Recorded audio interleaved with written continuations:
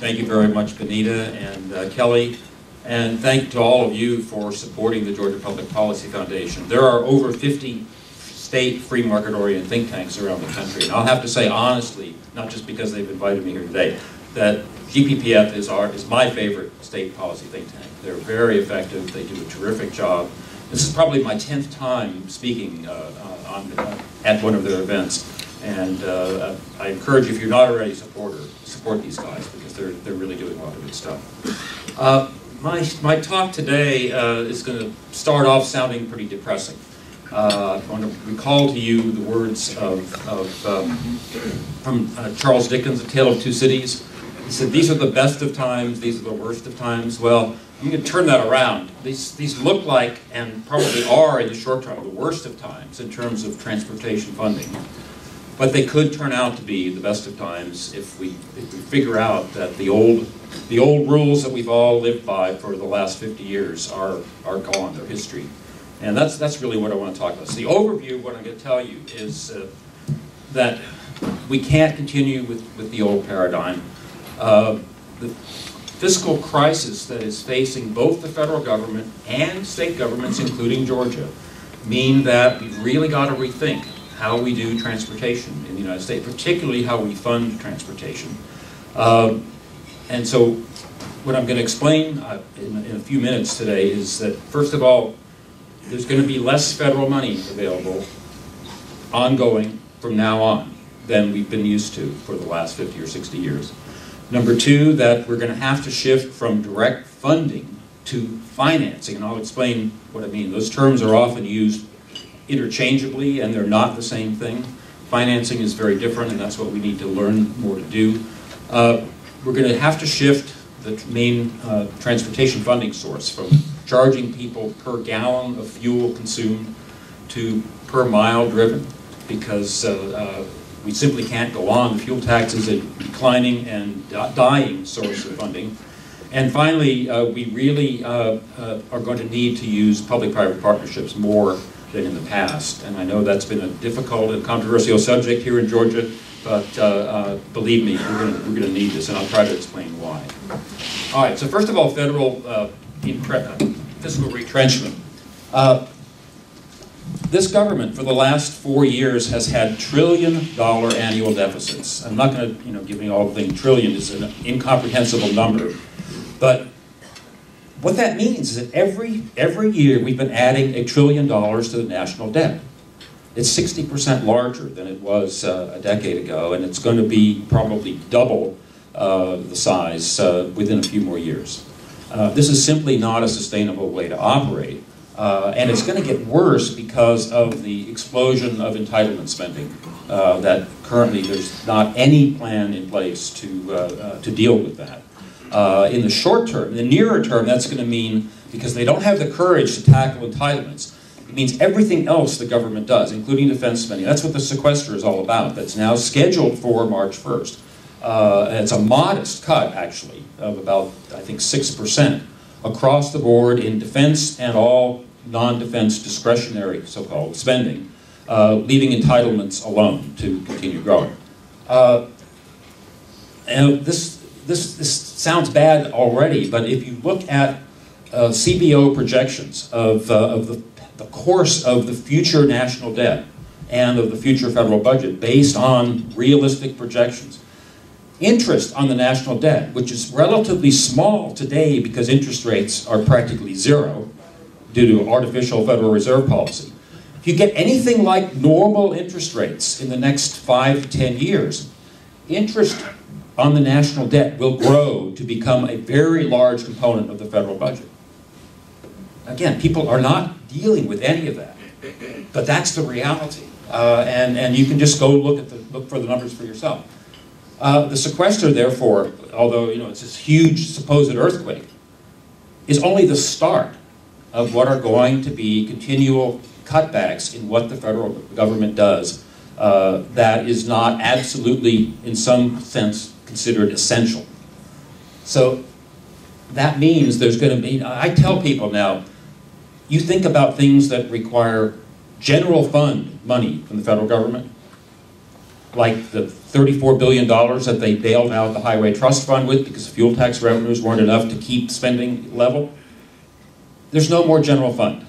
Your operating assumption going forward should be federal government has no more general fund. Nice to have things that come out of the general fund. That's not going to happen anymore. We're done with that. Now, the question then is that implies, and I think correctly, that if we're going to continue to do things like invest seriously in transportation, the states are going to have to pick up the ball more so than they used to.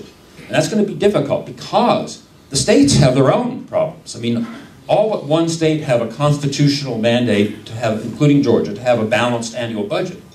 But, you know, that's based on the phony baloney way in which governments keep their books. It's not based on generally accepted accounting principles. It's government, cash basis accounting. And that means that it ignores the massive liabilities that state governments have in their budget, which would be much more realistically dealt with if the states were required to do GAAP accounting. Richard Ravitch and Paul Volcker did a report that's gotten a little bit of attention, but not much. You probably maybe have never heard of it. State Budget Crisis Task Force came out last fall. And it tried to put some real numbers. I'm not going to bore you with all the numbers. But it said, among the major conclusions, Medicaid expansion is one of the major threats to state budget solvency.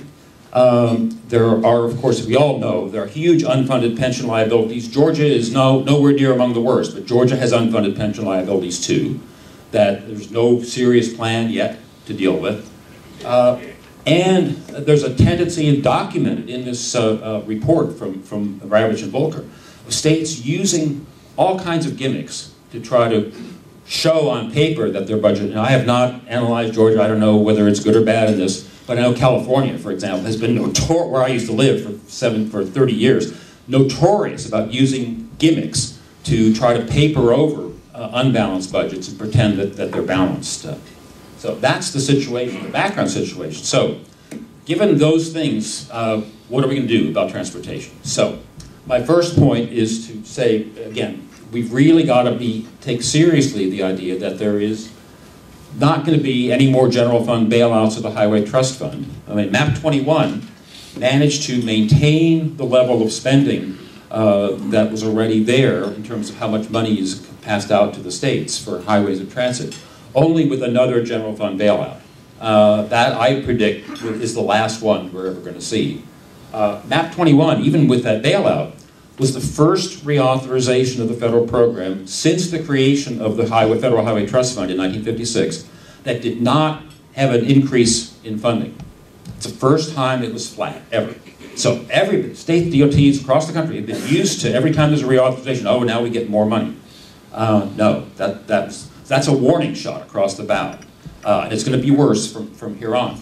An important principle, the Simpson-Bowles report, which was commissioned by the President and Congress to come up with a plan to get the federal government's budgets and deficits and national debt under control, which of course was ignored. Not a single thing was implemented from it. But one of its important principles was that investment in infrastructure is too important to leave vulnerable to across-the-board cutbacks in federal funding, because they know that federal funding, part of the whole plan was how to cut back what the federal government's doing. So they said the key to keeping infrastructure having a sound footing is to not have general support funding, but to have user fee funding and move to 100% user funding for infrastructure. And I think that's a very sound principle, and it's one of the core principles that animates Reason Foundation's work in transportation funding. But that means now that the federal program is going to have to be rethought across the board. And we just released a couple of weeks ago a concept paper that looks at all of federal investments in infrastructure, transportation infrastructure, waterways, ports, airports, highways, etc., and lays out how to try to start doing that with transportation investment, how to move to 100% user fee funding. I can't do all of that. I'm not going to try to do all that this morning. I'm going to focus just basically on highways. So part of the rethinking of the federal role is what is uniquely federal.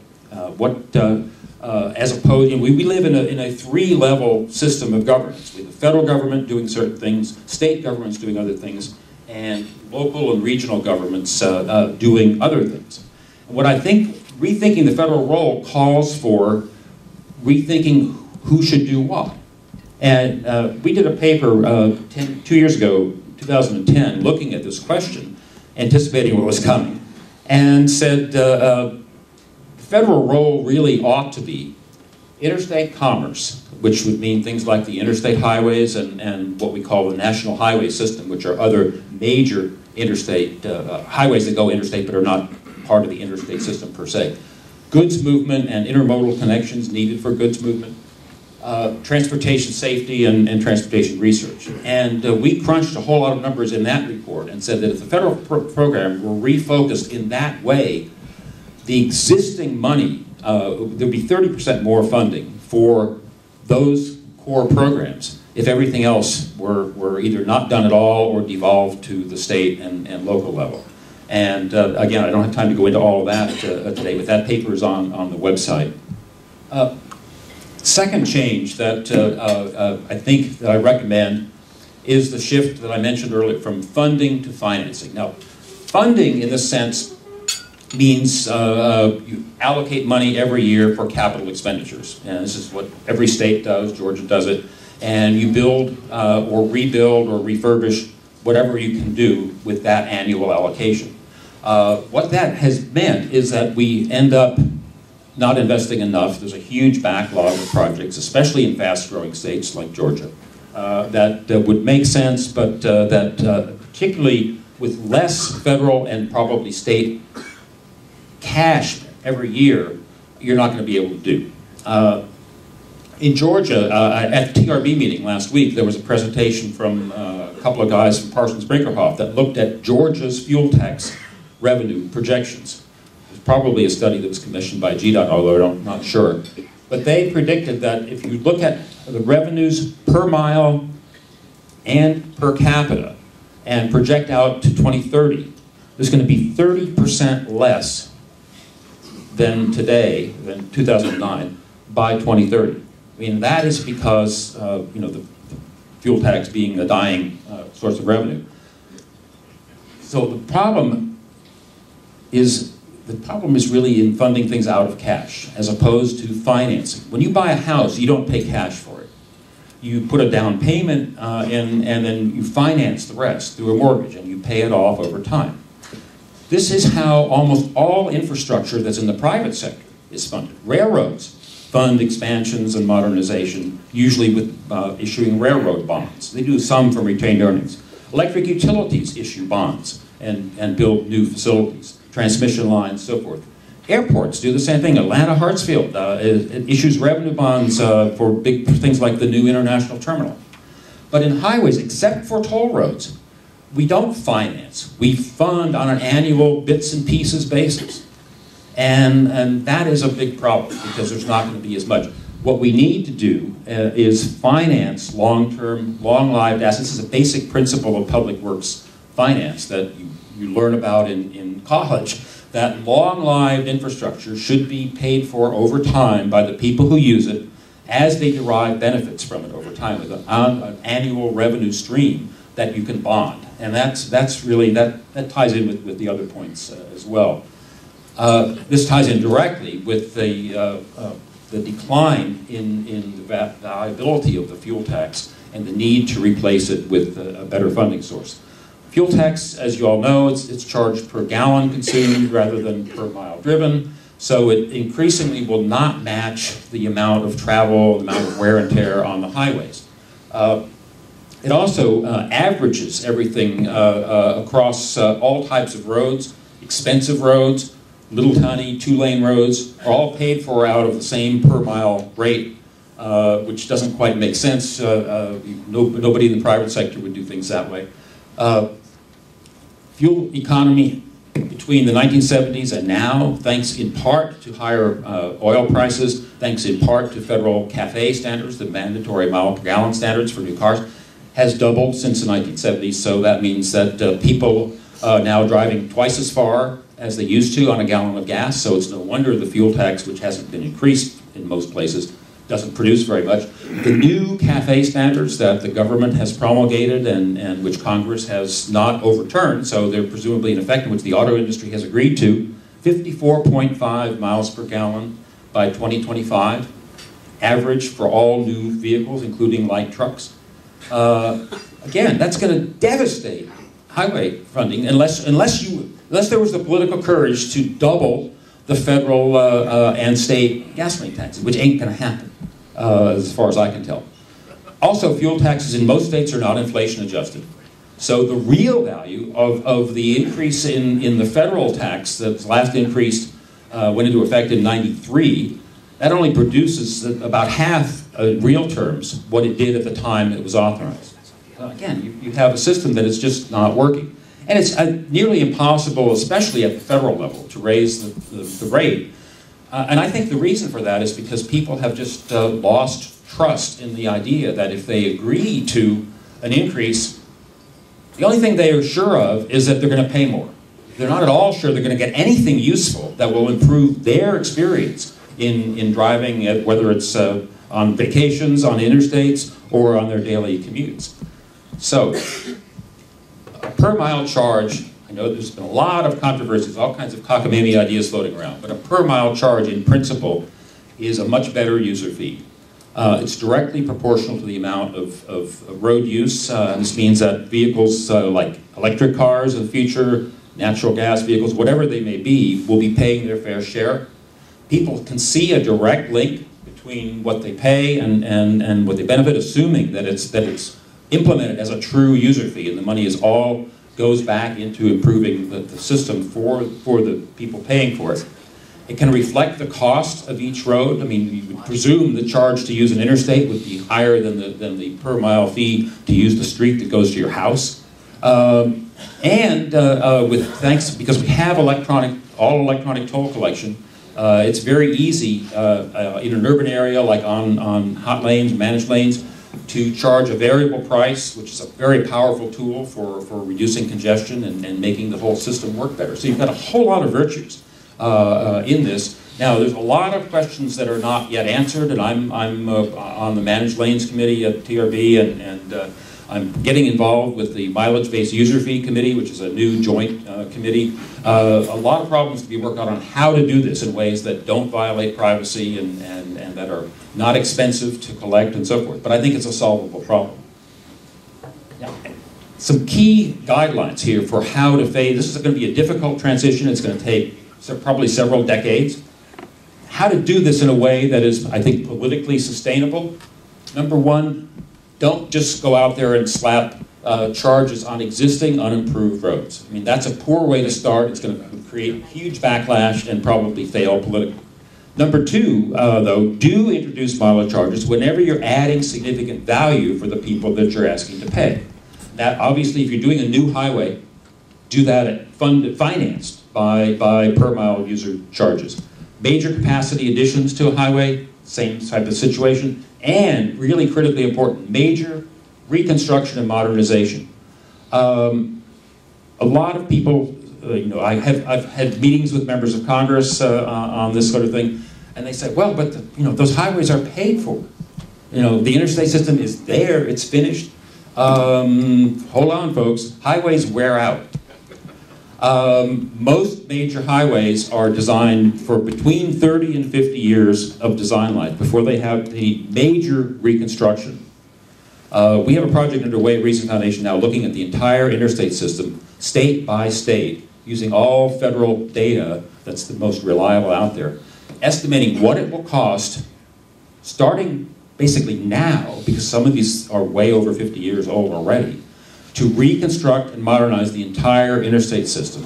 And then we're looking at how feasible is it, what kind of toll rates or per mile charge would you need to completely pay for the rebuilding and ongoing operation and maintenance of that system. That will be out, I hope, by the middle of the year.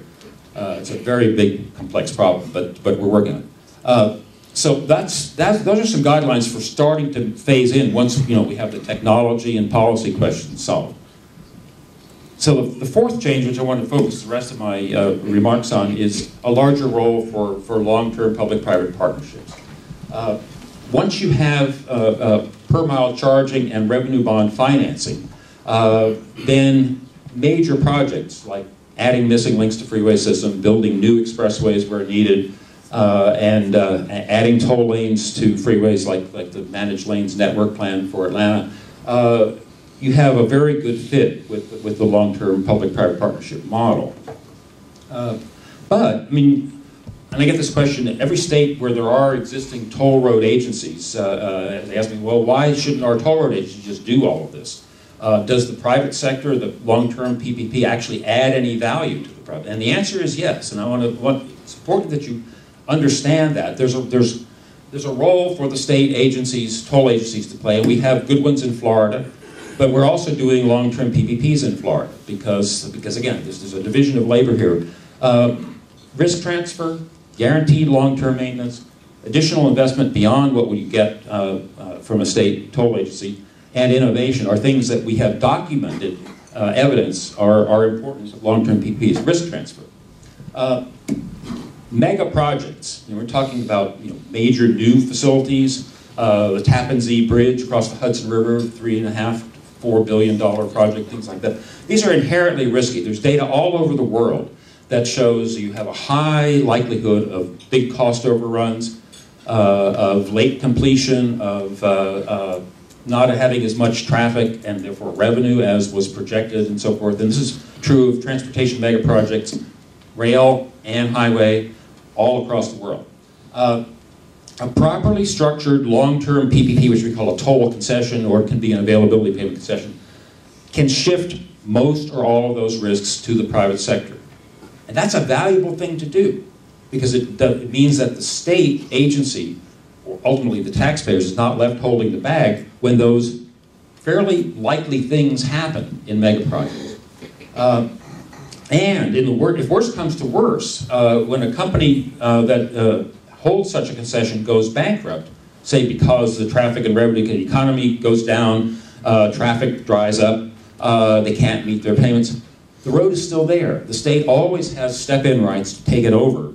And so you don't lose the road just if the company encounters big trouble because of less traffic than projected. So that's one very important set of benefits, is risk transfer. Guaranteed long-term maintenance. I mean, this is true of pretty much all toll projects. So it's not uniquely to the private sector. But first of all, these projects are designed essentially as businesses. They're designed not for the lowest initial cost, which might mean just barely acceptable specifications on durability and so forth, but instead they're designed for the lowest life cycle cost, because the toll revenues, the user fee revenues, have to do the whole thing, not only the construction cost, but the operation and maintenance cost over the life of the agreement, which could be anywhere from 35 to 75 years in these sorts of things. So maintenance is also required by the bond company. You can't sell people a toll road revenue bond unless you guarantee that the road is going to be properly maintained, because it has to compete with free roads.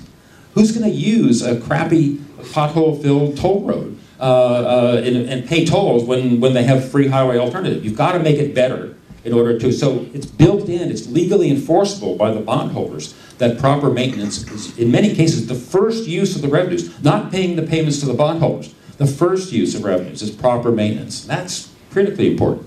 This can also, of course, the concession agreement that the DOT signs with the concession company can require, and usually does, in addition to the bond covenants. And it's also in the self-interest of the toll company.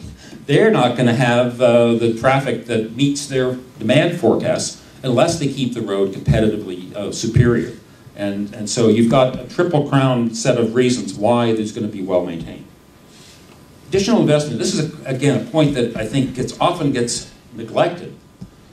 In the public sector, when the public sector toll agency does a project, it's financed 100% by debt. Now, for a startup project where people are paying tolls for the first time and to go from A to B, that's the highest risk kind of toll project. And if you finance it 100% with debt, then every single year from day one, there has to be enough revenue to make those bond payments. With the private sector, 20 to 30% of the upfront capital cost is equity investment by the private sector. Now, equity can be patient capital. In the early years, if there's shortfalls, if the traffic isn't quite, we call these the ramp-up years. There's not enough money coming in the first 3, 4, 5 years as people get used to the idea of using the road. The equity can sit there and not get a return. You only have to cover about 70% of what you would do in the public sector model that's 100% debt financed. So you've got a cushion there to get past the startup years in good shape without the thing going under. This reduces the risk of the project failure, and there is an industry out there that over the last decade has amassed over $200 billion to invest of equity, to invest in infrastructure, not just highways, not just US. This is a global figure, but the US is an active attractor of that kind of investment in properly structured long-term PPPs. Innovation, we have seen introduction by the private sector in concession projects of the first use of all electronic toll collection, the first use of congestion pricing, pioneered long before the public sector started doing it. Using in Paris a toll tunnel 5 miles long to fill in a long missing 30, 40-year missing link in the A86 Paris ring road, all at private sector expense and risk. Adding toll express lanes to expressways, going without widening because it was politically unacceptable to widen. This is the Capitol Beltway in Washington and the LBG Freeway in Dallas. So, concerns, and this will be the last couple slides. Foreign takeovers, loss of sovereignty, monopoly, these are concerns that get expressed. They get expressed in most states, including Georgia. What about foreign takeovers? First of all, of the capital in infrastructure investment funds, so the $200 billion, 55% of that capital has been raised in the United States and Canada. Okay, so, and another 28% is Australian. Australian pension funds are all over this field. So, I mean, you're not talking about the Saudi Arabians or the Chinese as putting in this capital. You're talking about solid US and longtime allies as the source of most of this money. The top 35 developers of these surface transportation concession projects, only one is American, Fluor. And this is because we have not had this model in the United States historically. We have companies that are really good at building things like Fluor. We don't have companies that are in the business of owning and operating toll roads. We simply don't. That's starting to happen. But it's no surprise that the top developer operators are from Australia, Spain, France, and so forth. Countries that have had this as an industry for 30 and 40 years. Loss of sovereignty. Well, this I think is a complete misunderstanding. A properly drawn up long-term concession agreement. First of all, it's very much like an electric utility franchise. I mean, you may think that investor-owned electric utilities are just an ordinary company, but they actually operate under a long-term concession from the state, in virtually every state that I know of. They're typically 99 years. So, I mean, this is not something out of left field to have infrastructure provided under a long-term concession. Electric utilities tend to be monopolies. Some toll road things look like monopolies, although they have some competition. So it's not unusual to have 300 pages long. I've reviewed some of them. You can really accomplish goals without anything about loss of sovereignty. Monopoly. There are, in many, not all, of these agreements, provisions about how much competition will be allowed. And this is strictly because, and this is true for public sector toll roads also. This originated in the United States with public sector toll roads. Because you have to sell bonds.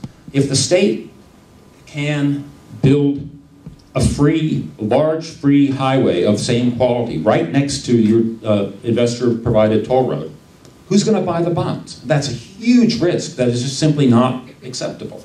So the question is, what kind of provisions are necessary? And these are usually negotiated for project by project, depending on its nature. There was no competition provision in the Chicago Skyway concession at all. They're completely at risk, but they don't think that's a high risk. The Indiana Toll Road has limited protection on 5 miles of either side of the right-of-way against the state, building across the state limited access highway, similar to that. Most of the urban areas, they say, you, the toll concession company, must accept as a given that everything in our long-range transportation plan will be built, and you have to take your lumps, build that into your model, and there's no compensation for anything like that. So they agree to that. Then, if something that's not in the long-range plan gets built that directly competes, they usually negotiate some kind of compensation provision, burden of proof being on the private sector company to document to what extent is traffic being diverted off of their toll road, how much loss is that, and they agree on what the compensation schedule will be. So that, I mean, that's a necessary thing. That what you have to do is weigh that against the benefits of having the private sector investment, the guaranteed maintenance, and so forth that I talked about. So, and this is just some example of some of the mega projects. The last 4 years, during difficult financial times, Texas, Virginia, and Florida, and most recently North Carolina, have been getting billion-dollar scale investments. And if those of you who can't see the PowerPoint, I've authorized Kelly to be able to make it available to anybody who would like it. But those are real numbers. Those projects are all underway now, under construction, and there's a lot more in the pipeline. So, to wrap up, what I've tried to convey to you this morning is that the old era in transportation is over. Most people don't realize it yet, but it's over. We're not going back. The federal role will shrink. States will have to do more with less, because states don't have more all of a sudden by magic. Fuel taxes will phase out over the next probably 20 years, and per mile charges will phase in, and we need to do that in a way that makes sense and is cost effective. What states should do to cope with those changed conditions is to start moving much more to finance major projects rather than funding them out of annual appropriations. Use PPP toll concessions for major projects wherever it makes sense, and I think it makes sense in a lot of cases. And implement per mile charges, start phasing in per mile charges wherever that can be done consistent with the principles that I laid out of only doing it where you're adding value for people who use facilities. And that is what I had to say, and I now, I've gone over my time a little bit, but I think we have, what, 15 minutes for questions? So have at it. First one there. Yeah, the state of Virginia is phasing out their fuel tax and is going to a sales tax to finance their infrastructure for their highways. Does that make sense? I've been asked that question. Everybody heard that question about the state. The governor of Virginia proposing to eliminate the state fuel tax and replace it with an increase in sales tax. I think it's a very bad idea. It changes from a user fee to a general tax, and I think that is a very wrong direction to go. I think we need to follow the Simpson-Bowles idea of making infrastructure self-supporting from user fee. It's having the users pay is the wisest thing. It also, I think, is very politically risky because it puts surface transportation into the hopper along with Medicaid, schools, and everything else to be fought over every year. What state DOTs really want is a reliable, predictable source of funding that they can kind of plan 5 years out at least what it's likely to be. It's complete, as I told USA Today reporter a couple days ago, it's a complete crapshoot if it's a sales tax. It's whatever the battle in the legislature will yield. So I'm strongly opposed to that, and it's not. I don't think it's hardly a done deal. The governor has proposed it. I have yet to see strong political support in either house in Virginia. Yes, right here. I think everything that you've talked about seems like it's the kind of thing that could get broad bipartisan support in Georgia and other places where we're struggling with these issues. My question is on the logistics. I know that we're talking about all electronic tolling, et cetera. How do you actually get it in people's cars? What do you do? What does it look like? Good. And the author of a recent Foundation study that came out in November, Darrell Fleming, is here. It's all about that question about what is all electronic tolling really all about? What is it? What will it cost? It turns out that study, I think, demonstrated pretty clearly that all electronic tolling using basically transponders like, is it called Peach Pass here in like Peach Pass, and license plate imaging is a pretty low-cost way if you have the right business model for the entity doing the collecting. It takes about 5% of the revenue to pay for the costs of administering an all-electronic tolling system that way. Now, the conventional wisdom says that the cost of fuel taxes, because it's collected at the wholesale level, is only 1% of the revenue collected. Well, Darrell and his colleagues in the study concluded, doing some original research and drawing on some very recent research around the country, fuel tax really is more like 4 to 5% of the revenue collected when you look at all of what's actually involved in the administrative and costs of doing that. So basically what we now know is that state-of-the-art all electronic toll collection should cost about the same if it's done right as fuel tax collection. And that's really, really good news, because some of the complicated things that people have talked about, like the German toll collect system for collecting mileage charges from trucks, uses a several $100 GPS box that's mandated in all trucks that use the Autobahns in Germany. And of course, if you try to do that in cars, raises all sorts of scary Big Brother, I think rightly so, concerns. Don't think we should do that at all. And what the report concludes is that we could start today putting in mileage charges on interstates and other limited access highways, places where you have only a few on-ramps and off-ramps, including the expressways in Atlanta, using current all-electronic tolling technology that people already accept and are comfortable with, transponders and license plate imaging. That's a longer answer than it's probably more than I should have said, but the report it came out in November. Lead author Darrell Fleming. Get it on the Reason.org website. Yes. Can you speak for a moment about transit funding, both at a federal and state level going forward? Transit funding is a big challenge in this new environment, because with the cutbacks in what the Federal Highway Trust Fund can do, hard questions are going to have to be raised about to what extent is it a federal government responsibility to be funding urban transit, which really is only a significant thing in maybe less than 100 urban areas around the country. And the people in Wyoming are paying those taxes, the people in Kansas are paying those taxes, the people in Iowa are paying those taxes. And they're hugely subsidizing New York and Chicago and other places that have big, expensive transit systems. So, I mean, I don't think any near-term, that is not going to be eliminated from the federal budget in the near term. But longer term, I think it's one of the nice-to-have things that the federal government is now doing that I think may not be sustainable. And that means that the burden, again, is going to fall more on state and local governments to fund transit. That, in turn, means we've got to think more creatively, both on the spending side and on the revenue side. On the spending side, I think it suggests that we need to do a lot more work on bus systems that are, and bus rapid transit, and marry bus rapid transit with a network of priced lanes and things like that to get a lot more bang for the higher quality, more reliable and faster bus transit. Also, transit contracting.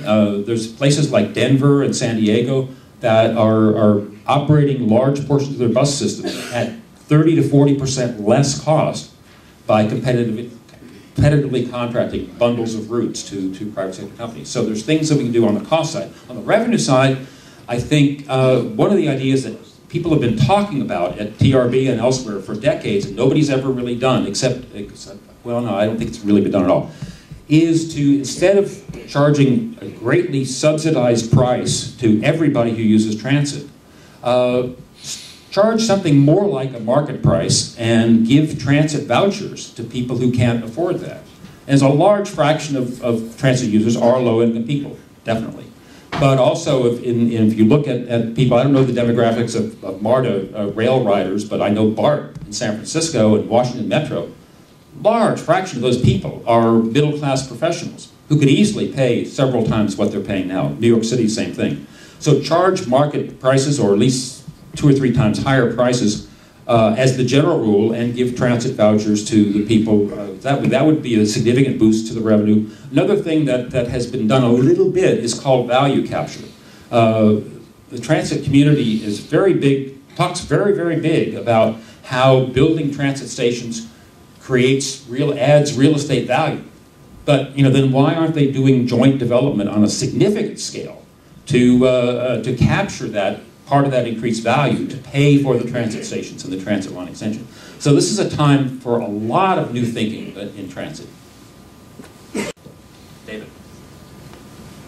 I see a lot of folks nodding in in agreement with the points that you've made. Is this where at the Georgia Public Policy Foundation, and you're in Georgia, I was curious your reaction to your suggestions and your plan that you laid out for the country relative to what we're doing in the state of Georgia, because I see that we're doing almost 180 degrees from what you suggested. As far as the financing goes, as you know, in 2009, we reverted back to a cash-only basis, unlike we've done for the previous 12 years. Our lettings have gone from over $2 billion a year to less than $1 billion, in most cases less than $700 million.